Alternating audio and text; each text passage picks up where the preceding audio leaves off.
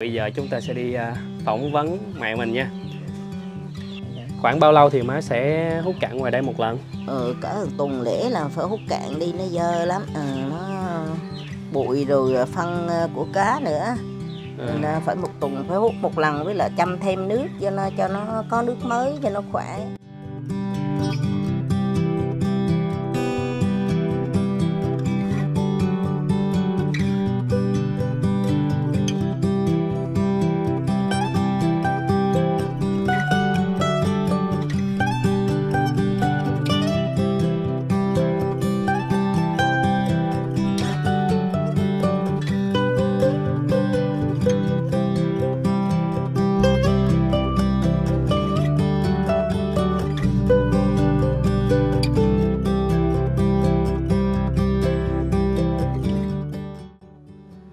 Hello, xin chào tất cả các anh em đã quay trở lại với kênh Đạt Copy của mình.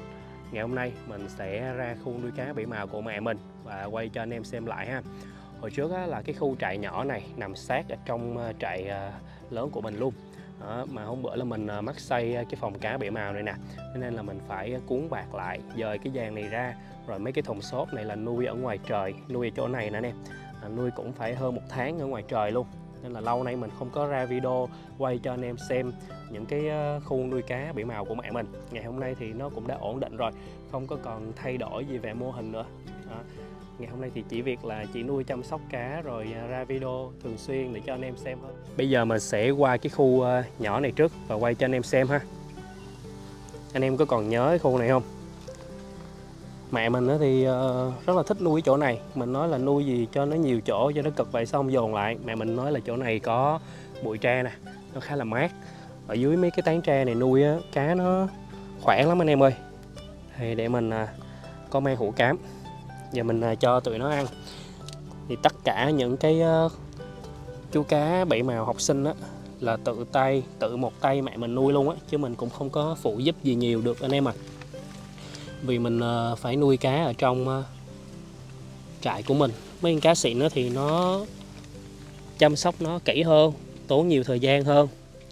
Còn mấy em cá học sinh như thế này thì nuôi sẽ dễ và đơn giản hơn. Chút xíu nữa mình sẽ quay cái cảnh mà mẹ mình đang dọn hồ cho anh em xem ha. Mẹ mình đang dọn hồ ở trong cái khu nuôi cá cũ, cũng là cái khu mà nuôi cá bảy màu đầu tiên của mình luôn á. Mình quay cho anh em xem một số cá ngoài này. Này là dòng Dumbo màu sắc nè. Anh em thấy nuôi đơn giản không? Như là thùng xốp với lại cái mái che trên đó là một lớp bạc với một lớp lưới lan thôi. Cá rất là khỏe. Và chiều ngày hôm nay là đi quay video như thế này thì mình mới phụ mẹ mình đi cho cá ăn được một bữa đây anh em. Này là dòng lưu tặc dân nè. Mấy em cá này lên đầu xanh nhìn rất là đẹp ha. Thì cá này mình cũng đã lựa rồi, có mấy con tặc lỗi thì nó còn sót lại ở đây nên hồ này khá là thưa. Bên đây nhiều hơn nè anh em. Ở bên đây nó lên đầu nè. Lưu tặc dân mà đủ tháng thì nó sẽ lên cá trống, nó lên cái đầu xanh phản quang nhìn rất là đẹp. Bên này cá tơ hơn. Con này bán gần hết rồi.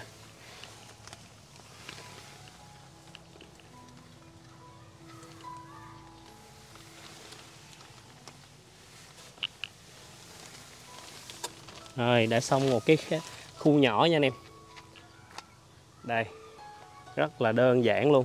Trong đây nuôi được mấy thùng ta? 1, 2, 3, 4 4 x 3, 12 thùng. Cái khu này thì mẹ mình đang dọn dẹp lại để thả cá muống giống. Hôm bữa thả cá muống bầy rồi chim chóc nó vô nó ăn nó phá hết trơn anh em ơi.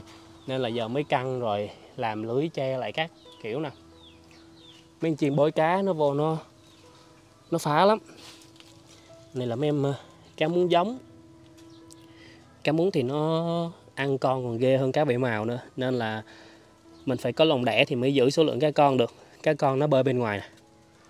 Còn đây là một cái hồ cá muống giống lớn. Mấy con này con nào mà có bầu to á mẹ mình mới vớt cho nó qua lại bên kia. Còn đây giống như là một cái hồ nuôi để dưỡng tụi nó vậy. Mấy cá muống này nuôi ở trên cái nền trắng thì nó sẽ bị nhạt màu, nó không có đẹp. Nó lên nó ăn nè anh em. Còn bên đây là hôm bữa có lựa ra được một bầy. Size này là cá bán nè. Để mình quay cho anh em xem, cái này nó chạy qua chạy lại. Nó đúng như cái tên gọi muống hỏa tiễn của nó luôn nha. Đó. Nó nắp dưới cái nắp thùng xốp nè. Rất là lành. Cái cá như thế này là size nó gần 3 tháng tuổi. Ok, thì mình sẽ đi quay những hồ khác nha. Mình cho nó ăn rồi đó nhưng mà nó nhát quá, nó cứ bơi qua bơi lại. Giờ mình sẽ qua cái khu nuôi cá này. Đó, nhìn nó rộng rãi và nó khang trang hơn. Hôm bữa là có trồng cây luôn á nè, mướp nó đang ra trái, bí đang ra trái các kiểu. Mà xây cái phòng kia dời qua nó phải cắt gốc bỏ nó hết á. Nó chết hết rồi. Mẹ mình thì đang bận nên là chưa có trồng cây lại. Ở dưới đây là có bí nè. Bí này nó bò dưới đất thôi chứ không cho lên vàng. Mình sẽ quay từ cái dãy bên này trước ha.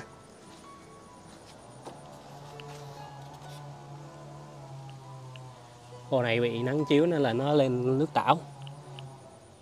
Này là dòng Dumbo Red Tail Bitter.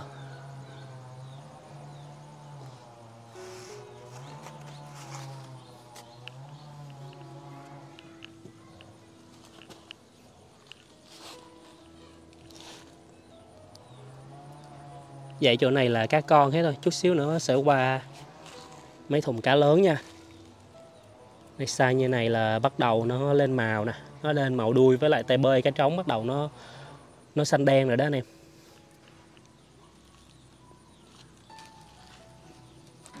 Wow, hôm nay số lượng rất là khủng luôn anh em ơi. Mà anh em thấy nuôi cá nhiều như thế này mà cá nó cũng không có bị ốm nè. Anh em thấy mẹ mình nuôi cá xịn không? Vì mẹ mình là lấy truồng của cá xịn cho luôn những con cá để mà học sinh như thế này ăn luôn á. Nên là anh em thấy cái size, cái form của nó nhìn nó rất là múp nha. Mấy cái hồ mà nuôi kiểu ngoài trời mà có ánh sáng nhiều như thế này á thì cá nó sẽ ăn reo, ăn tảo nè, nó đi phân ra rất là nhiều. Mặc dù là mới hút cặn đây thôi mà qua khoảng 2-3 ngày sau là thấy nó dày đặc cặn ở dưới luôn.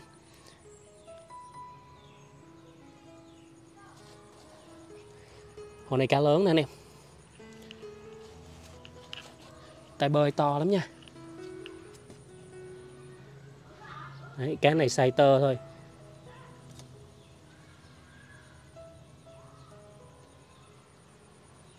Nó mà đủ size trưởng thành đó thì có những con mà trội á, tay bơi của nó sẽ chạm tới cuốn đuôi luôn. Bên đây cũng có một cái hồ lớn nè.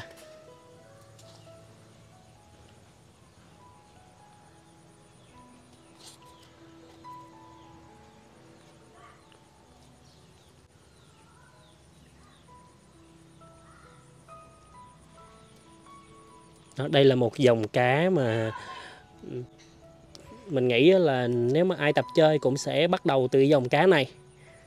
Dòng cá Dumbo với lại Full Gold là nó giống như là một cái huyền thoại rồi anh em à. Con này nó hơi nhát chút xíu nè.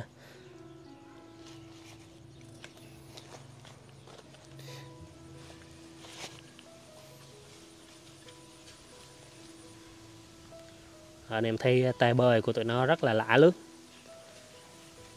Trong đây thì mình cũng có lựa mấy em cá mà trội mình gửi cho khách trước rồi á. Anh em nào mà mua trước thì mình sẽ lựa những con đẹp trong bày trước.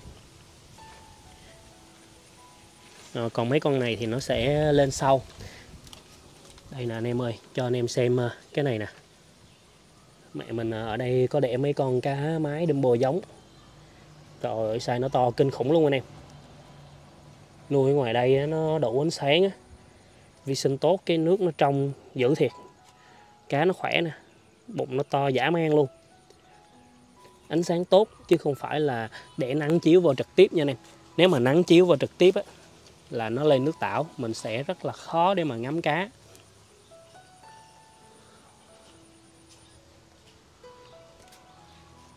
Hồ này đông nè anh em ơi.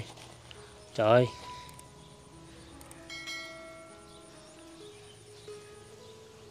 Có mấy hồ nó hơi nhát chút xíu, tại vì mấy cái cá này á, là nó ở ngoài rìa nên nó là phải được đậy nắp thùng xốp lại hết. Thì giờ mình quay mình mới mở hết nắp ra đây, mới mở ra nên nó cũng chưa dạng. Cái hồ này nãy mình bước tới nó chưa chịu bơi lên mà giờ nó bơi lên nè. Cái này chút xíu nữa nó sẽ bơi lên ha.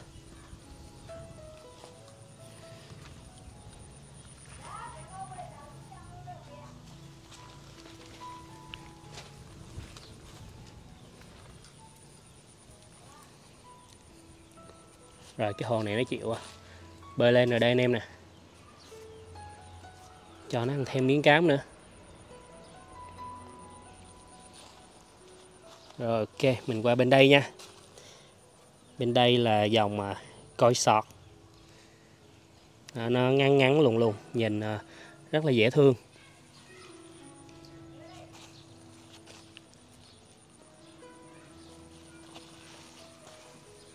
Cái hồ này khi sáng là mình thấy nó vẫn đầy nước mà nó bị rỉ hay sao nè. Bây giờ nó còn có chút xíu nước à. Mấy con cá này thì nó cũng khá là lớn tuổi rồi. Thường thì những cá lớn tuổi như thế này mình sẽ để lại chứ không bán nha anh em. Mình để thả thủy sinh luôn. Mình chỉ bán những em cá mà size tơ như ở đằng kia thôi. Đây là khu vực của dãy Lưu Tặc Dân.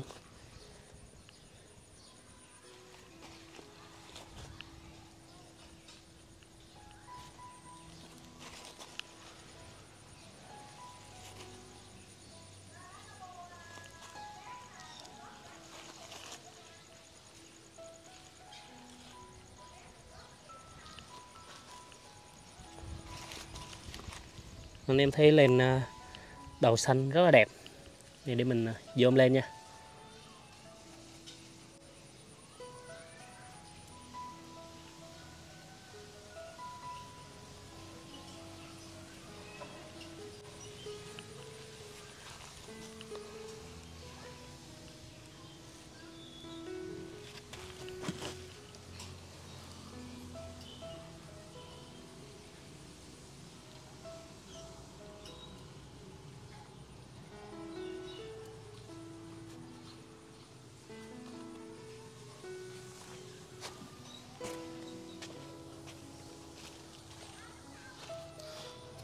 Này cũng là Lưu Tặc Dân nữa nè.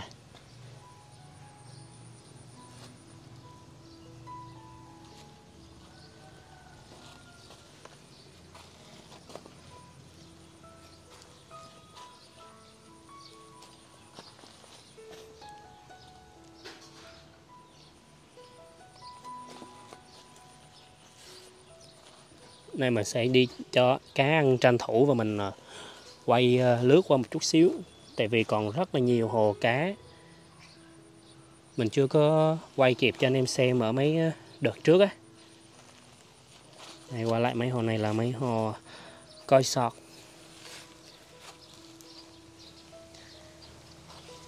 Rồi giờ mình qua bên đây nha.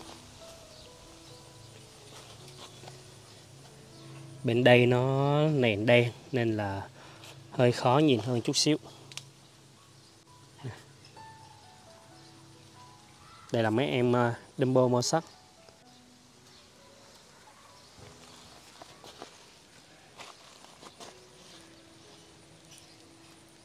Mình lựa cái hồ nào cá lớn mình quay cho anh em xem ha. Đây rồi, 3 hồ này lớn nè.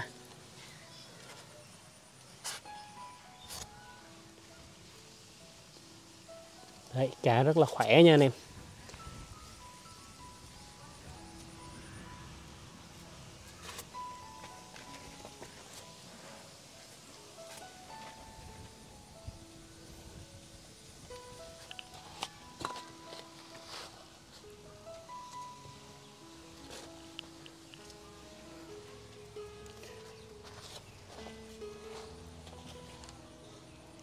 Con này nó khá là nhát.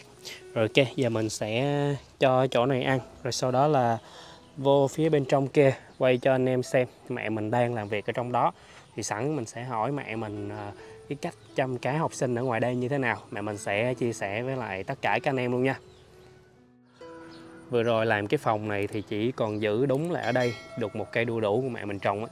Ngày hôm nay nó cũng đã có trái rồi. Đây là phía bên hông phòng của mình. Đây, cái này là nhân vật chính của cái phòng nữa nè. Và cái nhân vật này mỗi tháng mình trả chi phí cho nó cũng khá là thốn á.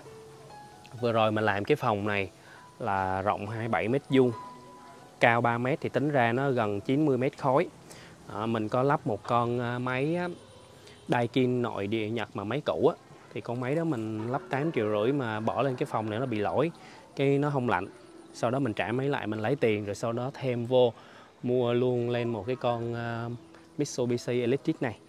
Con này sau khi mà lắp xong xuôi ống đồng các kiểu á thì giá của nó là 22 triệu. Con này 2 ngựa và nó là điều hòa. Điều hòa có nghĩa là nó sẽ làm lạnh vào mùa hè và nó sưởi ấm vào mùa đông. Còn máy lạnh thì nó chỉ có một chế độ là làm lạnh thôi. Đây, để mình quay cho anh em xem sơ ở phía trước cái phòng của mình luôn nè. Chứ còn cá trong đây nó chưa có nhiều nên là mình chưa có vô trong đây mình quay cho anh em xem được.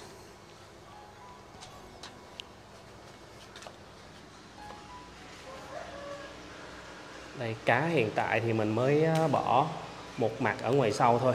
Rồi, còn mặt ở ngoài trước này á, nó vẫn là dàn hồ trống. Mình mới vừa hạ nước để mà canh chỉnh vị trí hồ, chuẩn bị là thả cá con lên trên đây rồi, thì sắp tới sẽ có rất là nhiều cá ở phía trước này.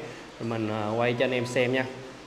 Rồi ok, thôi bây giờ ra quay tiếp khu cá bể màu của mẹ mình. Tại vì bây giờ là 5 giờ chiều rồi, trời nó cũng bắt đầu chuyển tối. Ở lại chỗ này mình quay cho anh em xem cái hồ cá này rất là thú vị nè.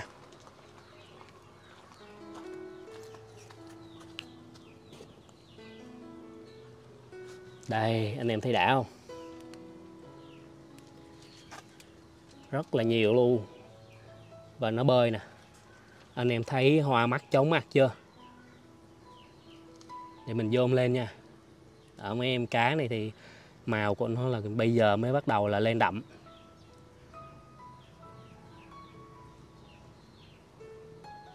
Mấy em cá muống hỏa tiễn này á, mình nuôi càng nhiều thì nó bơi theo bầy theo đàn càng đẹp. Nó bơi giống như lúc nãy vậy đó.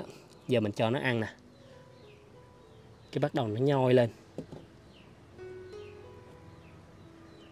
Cá muống hỏa tiễn này thì nuôi được tất cả mọi thể loại hồ luôn nha anh em. Nó sống rất là khỏe. Thì cái size này nuôi tầm khoảng là 2 đến 3 tuần nữa mẹ mình mới bán được. Còn mấy con cá con mới đẻ nè, nó chưa có màu gì nhiều hết. Nó ở trong những cái thùng xốp như thế này. Khi mà nó trọng size một chút xíu rồi thì mới mang nó ra những cái mương lớn, những cái hồ bạc lớn để thả ha. Để mình cho bọn nó ăn thêm xíu nữa cho nó đủ no luôn.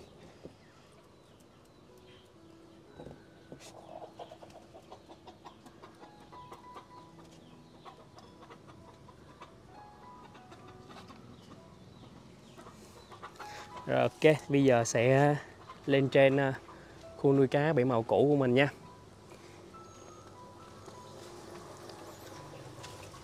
Rồi, má đang hút cạn hả má? Anh em đợi xíu mình sẽ phỏng vấn mẹ mình luôn. Đây là cái chỗ này mẹ mình đang hút cạn. Trong đây là có cái vợt với cái thao bể, nó có cái lỗ rỗng ra như vậy để cho nước nó thoát ra. Và cái thành vợt này nó cao nè, nên là mấy bạn cá con bị hút ra đây thì nó sẽ dính lại trong cái vợt này ha. Đây, giờ mình bước lên trên đây. Anh em đợi xíu để mình đeo cái mic cho mẹ mình rồi mẹ mình sẽ nói chuyện với anh em nha. Hút cạn mấy cái hồ cá này cả tuần lễ rồi, hôm nay mình mới tranh thủ để hút cạn bớt cho nó sạch, về châm nước vô cho nó khỏe. Đây, ở đây là mẹ mình hút cái ống này là bằng áp lực nước. Cái dàn này nó cao, cái đầu kia thấp nên là nước nó chảy ra ha. Đây là hồ cá Dumbo Red Tail nè. Khoảng bao lâu thì má sẽ hút cạn ngoài đây một lần? Cả tuần lễ là phải hút cạn đi, nó dơ lắm. Nó bụi rồi phân của cá nữa. Nên phải một tuần phải hút một lần, với lại chăm thêm nước cho nó có nước mới cho nó khỏe. Chứ cái mà để phân cặn nhiều nước cũ thì nó sẽ rất là yếu và dễ bị bệnh ha.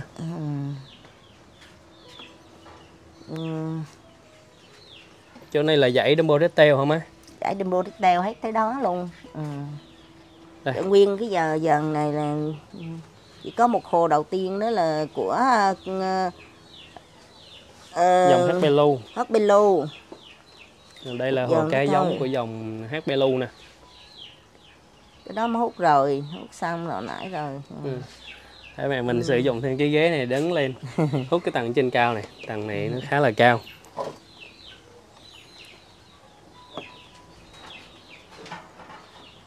Nếu mà đi cho ăn thì một ngày mới cho ăn ngoài đây mấy lần? 2 lần thôi.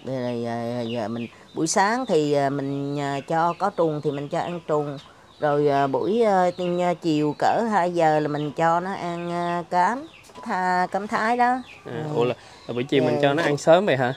Thì mình chỉ cho ăn 2 lần thôi mà. Buổi sáng thì 8 giờ mình cho ăn, cái chiều lại 2 giờ mình cho ăn lại. Là ngoài đây mẹ mình cho ăn 2 lần thôi, tại vì nơi có trùng nữa. Còn ví dụ mà cho ăn cám không là phải ăn 3 lần con cá nó mới đủ lớn ha.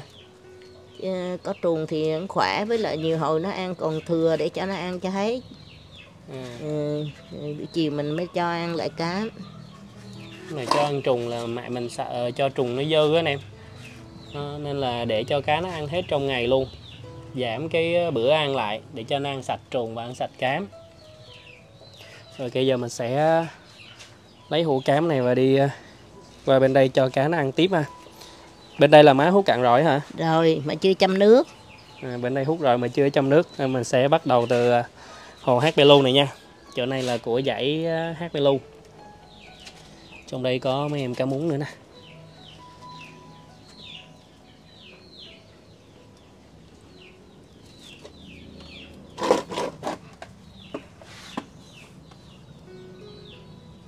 Ngoài đây là không có lọc, không có oxy mà anh em thấy nước trong không? Cái này là mới hút phần cặn ra thôi đó, chưa có châm nước mới vô. Đây, trên đây nữa nè.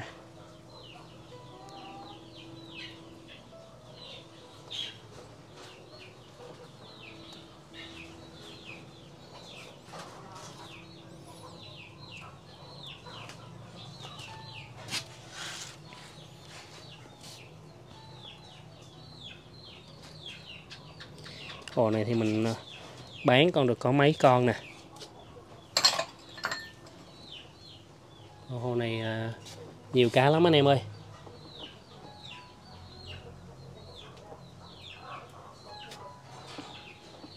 Hồ đó có tơ mới lớn đó. Mình nói mấy hồ ngoài đây có mấy con máy size lớn lắm. Bài này bài tơ nè.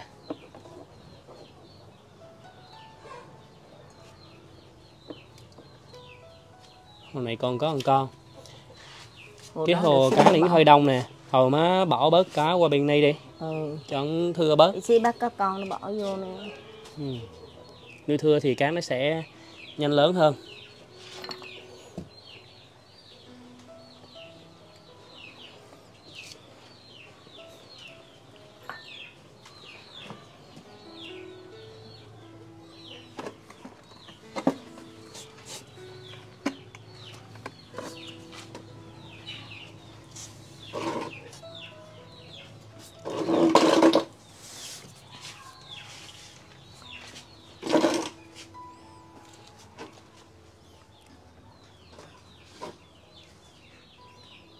Bây giờ cho ăn là cũng hơi trễ rồi anh em. Bình thường buổi chiều là 2-3 giờ là mẹ mình đi cho cá rồi.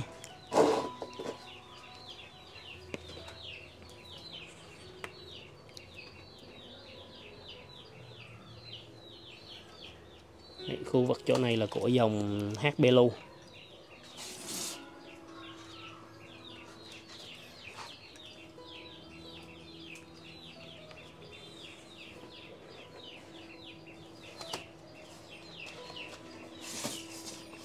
Hôm nay cũng còn được một ít cá nè. Rồi giờ mình sẽ cho cá ở trên dàn khay này đen này ăn nha. Này là mấy con HBLU bữa mình mới tuyển giống nè, cho nên nó hơi tối chút xíu.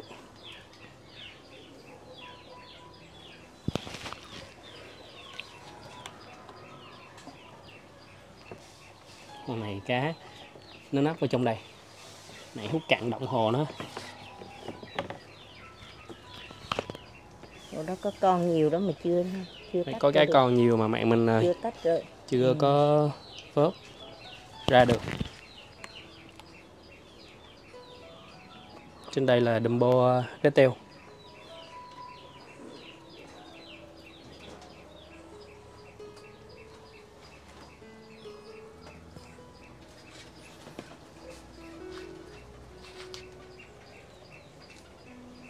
Đây có mấy em cá tai rất là to.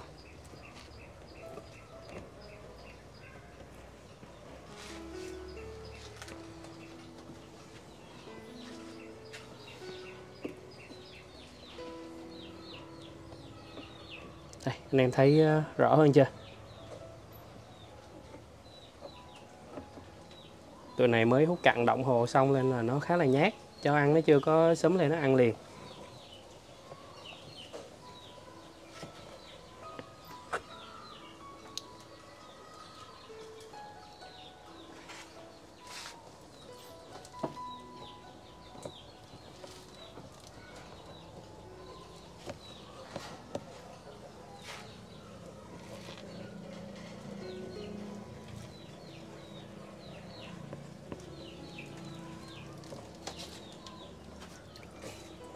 Ok, cái dãy hồ đen này chút xíu nữa má cho ăn tiếp nha. cho rồi, cho ăn rồi mới hút cạn đây. Ủa cho ăn rồi hả? Cho ăn hồi 2 giờ rồi. Vậy là giờ mình sẽ cho nó ăn ít thôi nè. Cho ăn toàn bộ luôn rồi hả? Thì vậy mà không biết, nãy giờ mình đi cho nó ăn no luôn. Ít thôi. HBLU. Trên đây là cái hồ cá múng giống của mẹ mình nè. Anh em thấy cái màu nó đã không?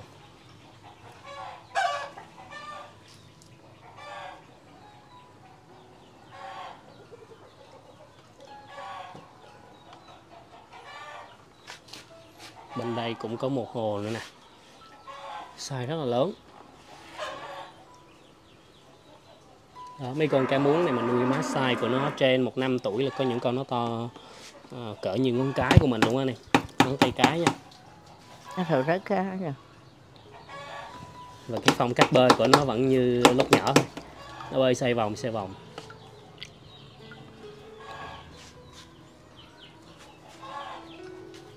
Bên đây là mấy hồ cá con.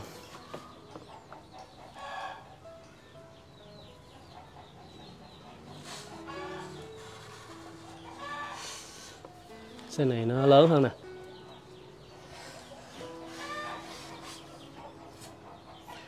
Ok, má cho con qua bên kia con quay á.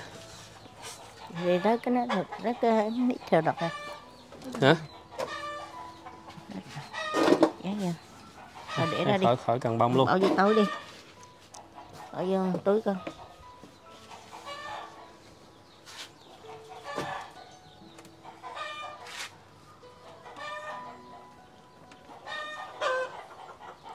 Cái này cá con.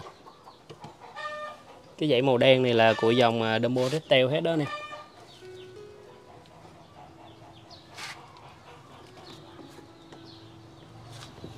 Là mấy em Dumbo Mossack. Anh em nhớ khu này không? Khu này lúc trước mình rất là hay quay cho anh em xem luôn. Thì cả dưới đó nó nhoi. Nó thấy mình trên đây là nó nhoi quá trời luôn, anh em thấy không?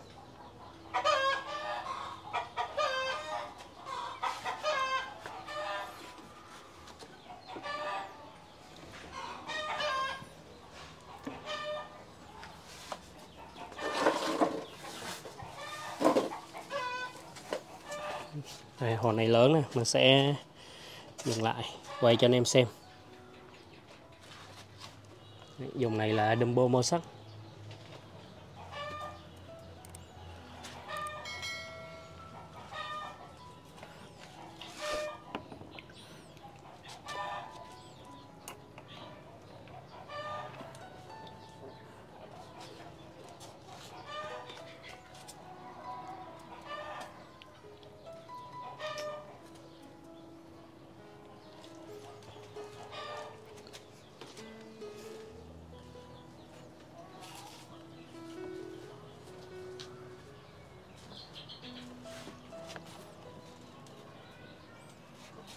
Chỗ này là mấy em lưu tắc sân.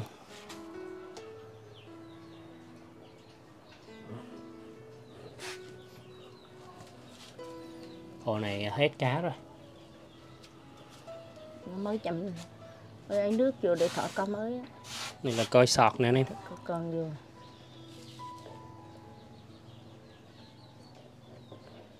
Mới vừa lên màu. Vậy bên đây là của coi sọt ha.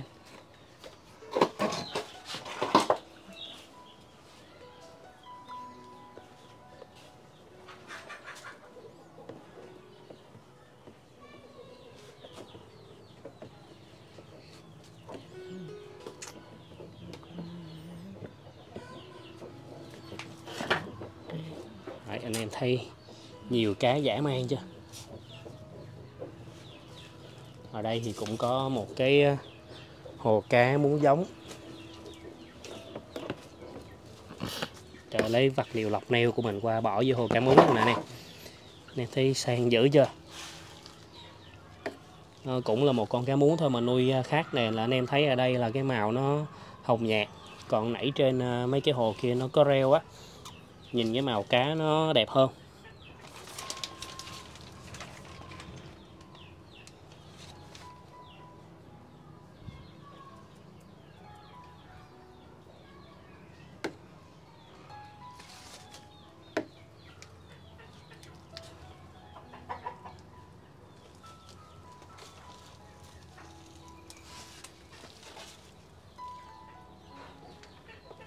Này coi sọt nè.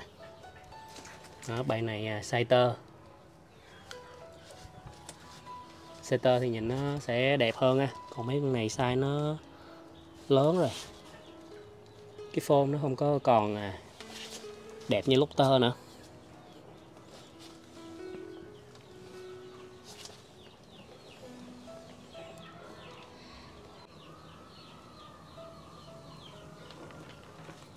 Đây, chỗ này có một cái hồ cá Dumbo màu sắc. Size này lớn rồi nè anh em. Nó hơi nhát chút xíu. Mình để ý là ở dưới đây nó có một con trống Dumbo màu sắc nè. Nó sống với lại một con trống coi nữa anh em. Không biết sao mà tụi nó xuống dưới cái mương cá muống này nữa. Size cá muống dưới đây thì rất là to. Xuống đây nó sống chan hòa được với mấy con cá muống xay cối này luôn mới hay chứ ta.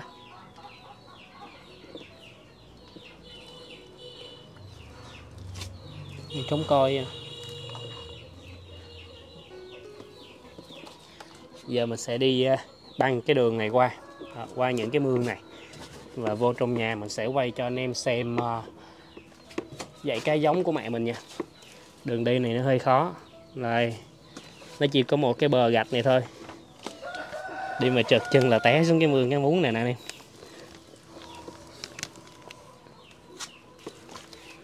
Đấy.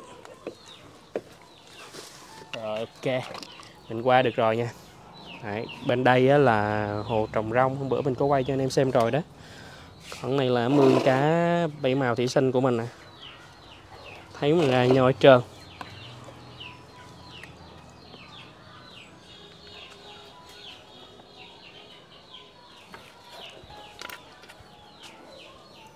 Đó, anh em thấy mê không? Bây giờ mình sẽ vô trong nhà mình quay tiếp cho anh em xem nha. Chứ video này dài quá rồi, phải tranh thủ quay thôi. Cái đèn chỗ này không biết có còn cắm lên được không ta. Bữa mình thấy mẹ mình làm rớt ra. Đó. Sáng rồi anh em ơi. Đây là dòng HBY nè. Đây là mấy con cá giống của mẹ mình đó. Còn dưới đây là cá tơ. Ôi, nó chết quá.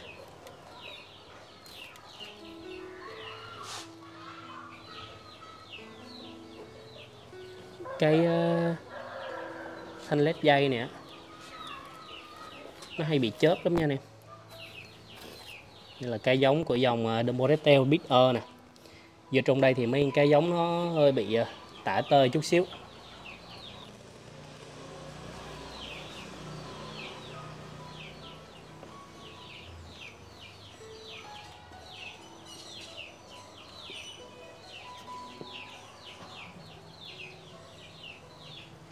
Này, các con thì nó sẽ bơi ra bên ngoài.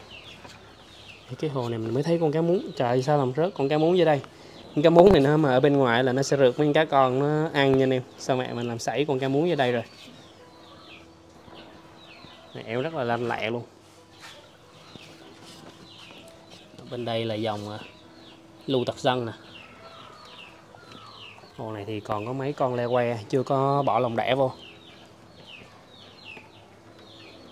Đấy, mấy em cá giống đấy. Chỉ có chân này hồ giống thôi mà anh em thấy ngoài sau này có rất là nhiều bầy cá luôn. Bên đây là dòng Dumbo mô sắc.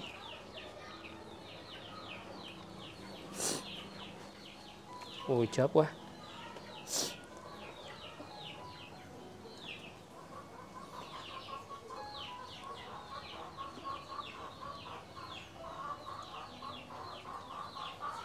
Đây, các con nó bơi ra bên ngoài nè.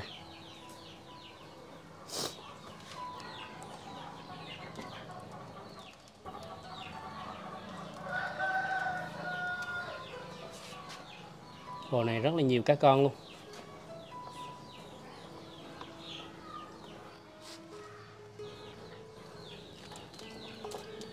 Ôi, trong đây có một em cá bị tốt rồi. Cái tốt này là không có chữa được nha anh em. Một là nó bị bệnh về đường ruột, hai là nó đẻ xong thì có một số con cá mái nó sẽ bị tốt bụng và bị quẹo lưng luôn.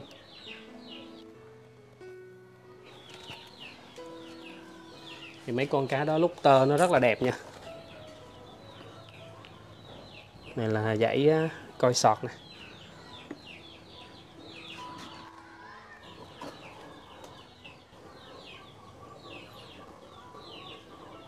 Đấy, có cá con.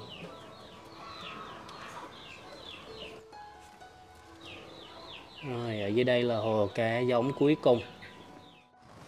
Dãy cá giống vừa nãy mình quay cho anh em xem là ở trong đó. Và chỗ đó cũng chưa phải là cái góc nuôi cá bảy màu học sinh cuối cùng của mẹ mình đâu. Phía trước hiên nè, anh em thấy không? Còn rất là nhiều thùng xốp luôn. Phía dưới này là thùng nhựa nữa nè. Rồi ở bên đây cũng có mấy thùng nữa. Rồi nguyên cái mặt tiền phía trước là mẹ mình chăm hết luôn. Ngoài đây là cá bảy màu học sinh với lại mấy con cá bảy màu thủy sinh. Mình có vớt vào trong đây nè để cho mấy đứa nhỏ nó tới nó mua, nó lựa cho dễ. Đấy, mẹ mình chăm rất là khỏe nha. Nhiều lắm. Anh em thấy không? Rồi ok, video đến đây nó cũng rất là dài rồi, nên là mình xin phép kết thúc video ở đây để mà kịp giờ vô edit, rồi sau đó là up lên trên kênh kịp tối nay để cho tất cả các anh em cùng xem ha. Rồi cảm ơn tất cả các anh em đã xem hết video của mình. Nếu anh em thấy video này hay thì hãy nhấn cái nút like để ủng hộ mình và nhớ đăng ký kênh để theo dõi những video sau nha. Rồi ok, bye bye tất cả các anh em.